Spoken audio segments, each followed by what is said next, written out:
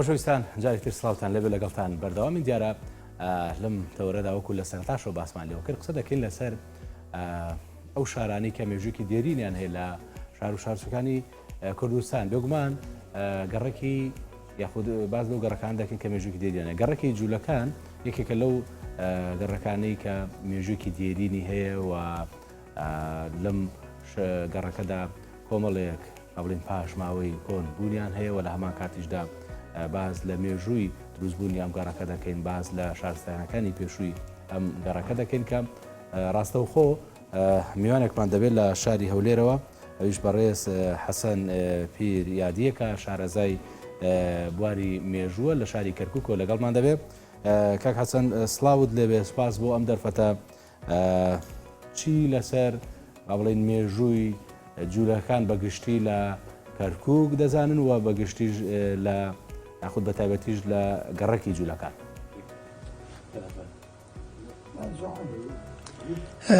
سەڵاوتان لێبێ من سەید حەسەن پیریادی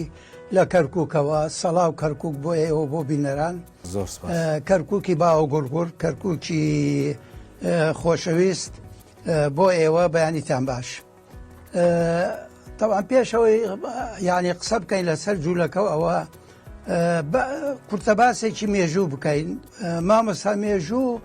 زۆر ئەشێوێنن یعنی بەداخەوە لە زۆر جێگا بە تایبەت لە کەرکووک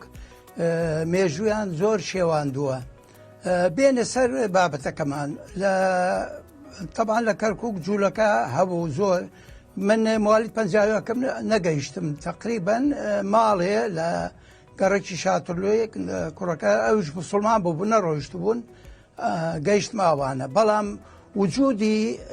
جوولەکە لە عێراق لە کەرکووک لە بەغدا لە بەسرا لە مووسڵ ئەگەڕێتەوە کاتی نەبوخەتنەسەر کە ڕۆیی قودسی داگیر کرد کە قودسی داگیر کرد طبعا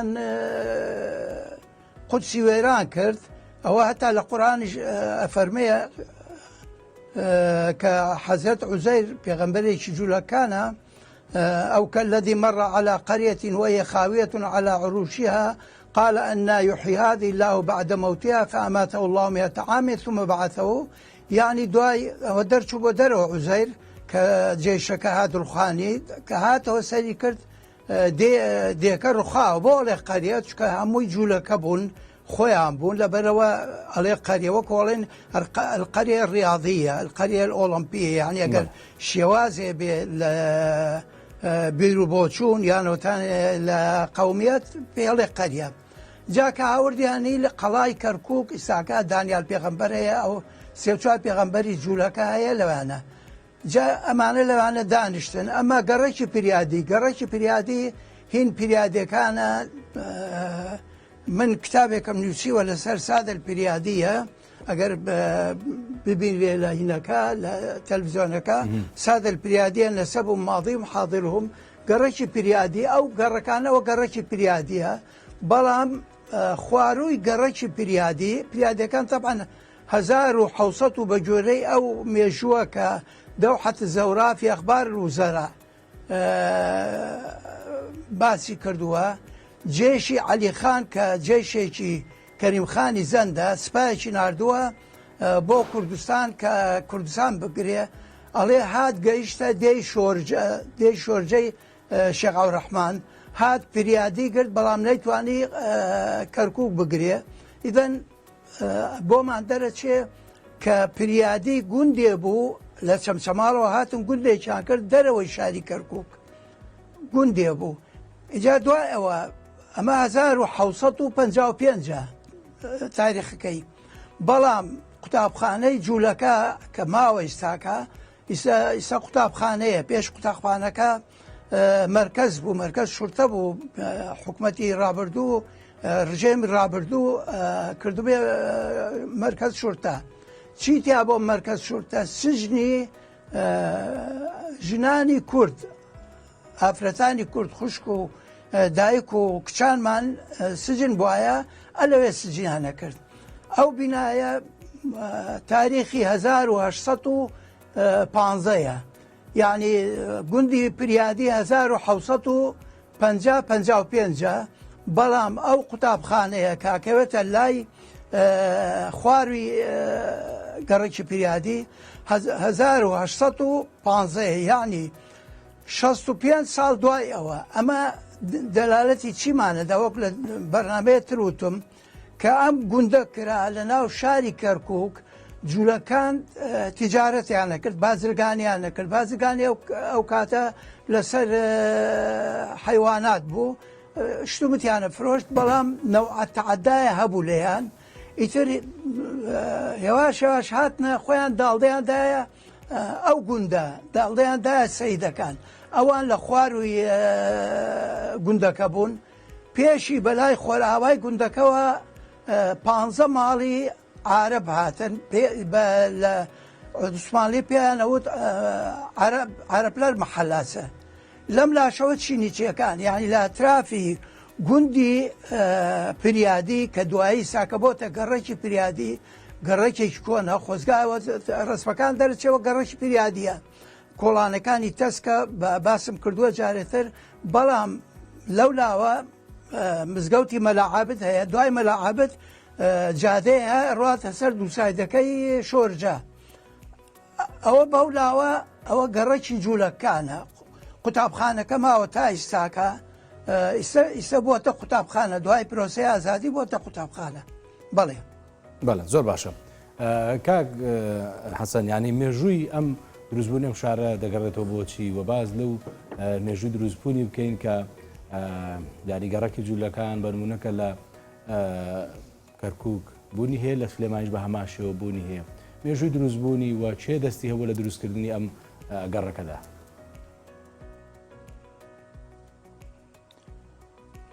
ئەزانی مێژووی جوولەکە ئەو مێژوو هەتا مێژووی کوردی خۆمان یان ئێمە مێژەکانمان کێ نووسێ دژمنەکانمان مێژوومانی نووسیوە بە شێوازێکی ناشرین بە شێوازێکی خراپ یعنی سەیر کەرکووکەکەی سەیرەواکەی یعنی هەمووی شێواوە مێژووی حاڵەتی کەرکووک و حاڵەتی هینەکان یعنی ئەم حاڵەتانە لەبەرەوە مێژۆکەی ئەوە ناڵێم من ئەو قوتابخانەیە لەسەری نووسراوە 1815 قوتابخانەکە یعنی شێوازی بیناکەی دیارە کە دوای گوندی پریادی کراوە لە جێگایەکی نەختێ فراوانە لە جێگایکی گەورەیە گەورە کراوە جوان کراوە یعنی بیناکەی شێوازی بیناکەی جایە لە بینایی ئەمانە قایوگەچە ئەوش قایوگەچە بەڵام دوای نوێژەن کراوەتەوە یعنی دیارە ئەوە دوای ئەوەیە بەڵام چێ چۆن کردێتی یەکەم کەس چێ بووە ڕاستی دیار نییە چێ یەکەم کەس بووە چکە مەجموعەیە بوونە کۆمەلگای جوولەکەش نەختێ داخراون یعنی وەک کۆمەلگای ترنین داخراون لە بینیانە نەوەهینێ هەیە یعنی پەیوەندێکی تایبەت هەیە بەڵێ زۆر باش سەبارەت بەو ینی ئەو کەسایەتیانی کە لەو گەڕەکەیە بوون ینی زۆر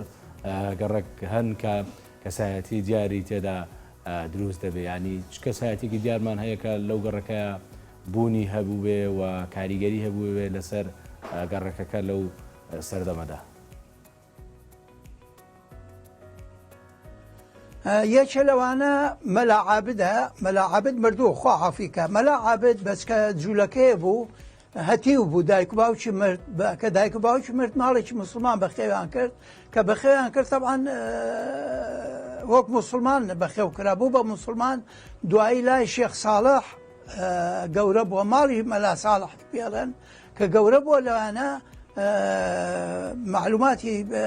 دینی خوێندووە ئاینی خوێندووە فێر بووە مەلایەتی فێر بووە دەنگی خۆشی هەبوو طبعاً من گەیشتم پێی بەڵام یەک جار بینیومە کابرایەکی بەڕێز ئینسانێکی بەڕێز ئینسانێکی لە ئەسڵی جوولەکە بوو مزگەوتەکەش لە ئەسڵا مزگەوتی پریادیە مەلا عەزیزە شەلی پریادی لەوانە بوو دوای ئەو مەلای تر هاتۆ ئێمە لە کەرکووک و لە کوردستان بە تایبەت زۆر مزگەوت هەیە جێگا هەیە بەناو ئەو کەسەوە ئەینەن کەوە گەلێ دیار بێ و یعنی بارز بێ بەناو کەسەوەینەن مزگەوتەکە ناوی مزگەوتی مەلاعابدە شێوازی خوێندنی هەبوو قورئان خوێندن طریقەی تەسەوف بوو شێوازی خوێندنی هەبوو لەمە خیرەخیرە مەلایەترمان هەبوو درود و ڕەحمەتی لێبێ مەلا ئیلهام تورکمان بوو ئەویش بە شێوازی ئەوەی خۆت شێوازیە تایبەتی هەبوو چۆن گۆرانی بێژ و یان قورئان خوێند و یان ئەوانەت ڕێگەی تایبەتی شێوازی تایبەتی خۆی هەیە مەلا عابدیش شێوازی خوێندنی تایبەتی خۆی هەبوو بارزترین شەخص لە کەرکووکە مەلا عەبدە. بەڵێ زۆر باشە. شێوازی دروستکردنی ینی با بڵێن خانوو و باڵەخانەکان لەو کاتەدا و بە تایبەت لەو گەڕەکە بە شێوەیە بوو ینی ئەکرێ بڵێن جیاوازی هەبووە لەگەڵ گەڕەکانی تریان هاو شێوە بووە.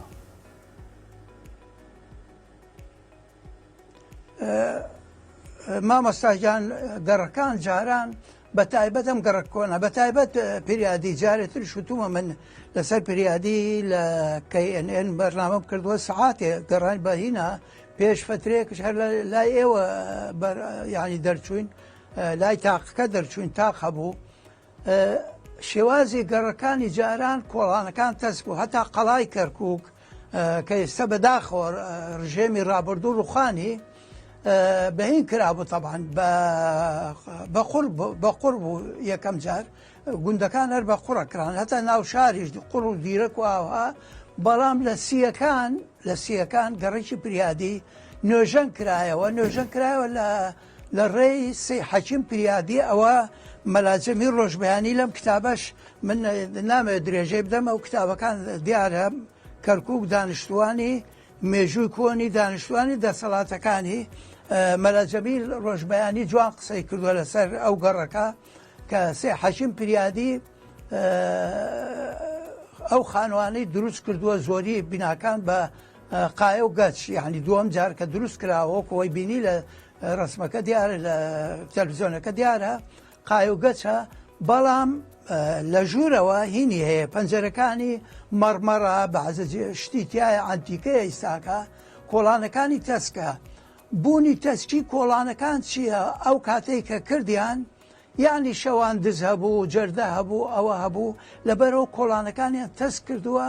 هەتا دوو کەس بەرامبەر وەستا بەرامبەرەکەی نەتوانێت زیاتر یعنی بەقەوەتر بێ بۆ دوو کەس بەرامبەر دوو کەسە بێ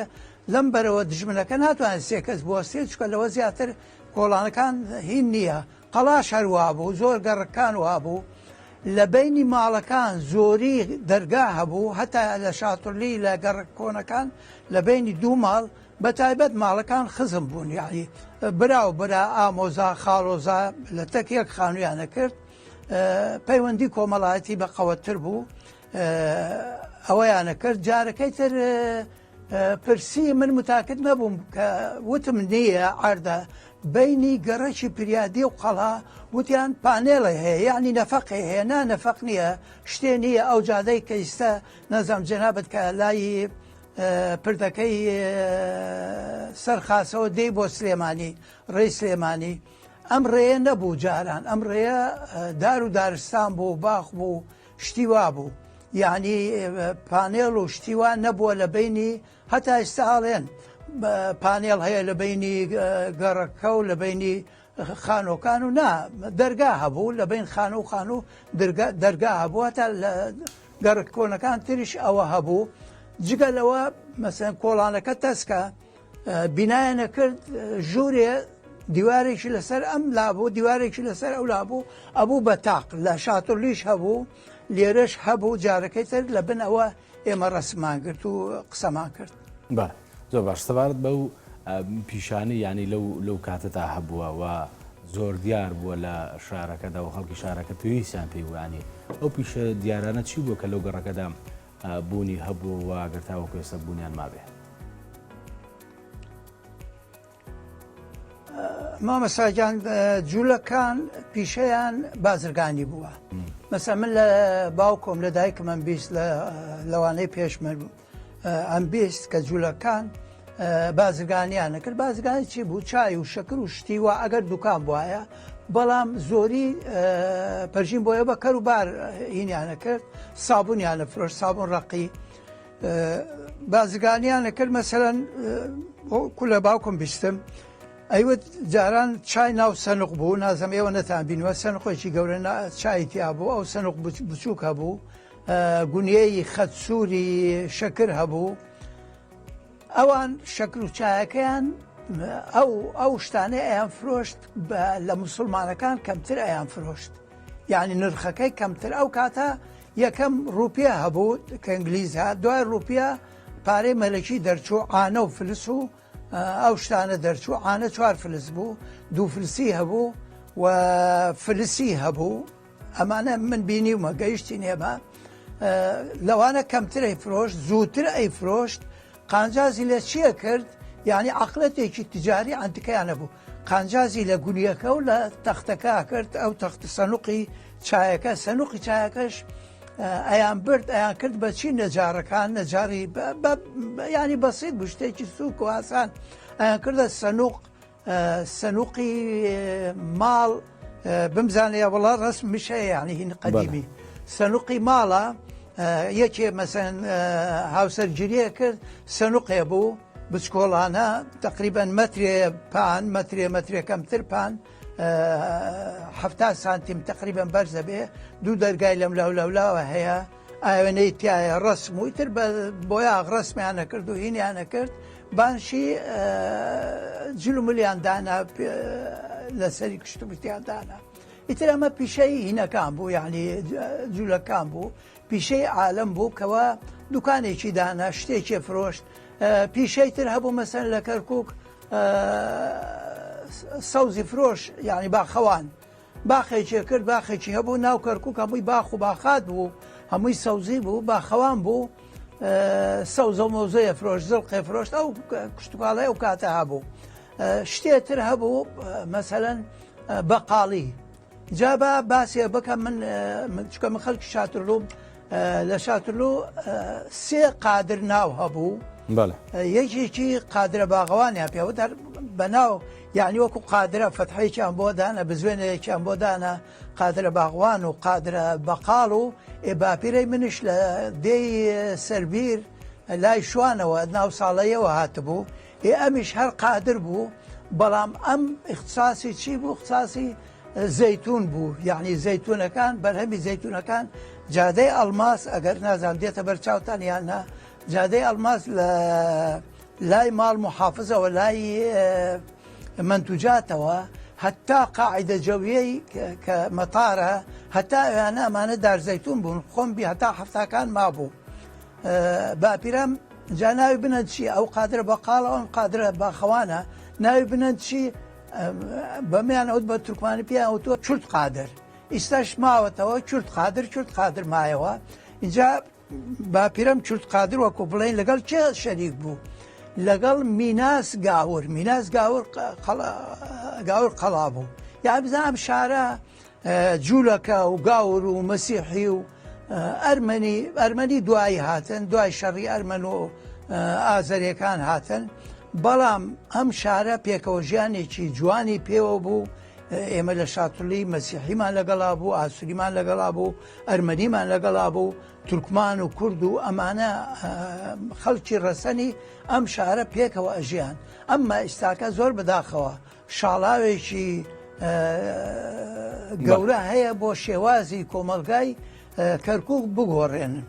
بەڵێ زۆر باشەکە حەسەن سەبات بۆی کە یعنی شێوازی دروستکردنی خانووەکان لەگەڵ سەرەتا باسمان لە شێوازەکانی کرد کە چۆن بوون پێکەوە و گونجاندانیان چۆن، بەڵام ئەکرێ بڵین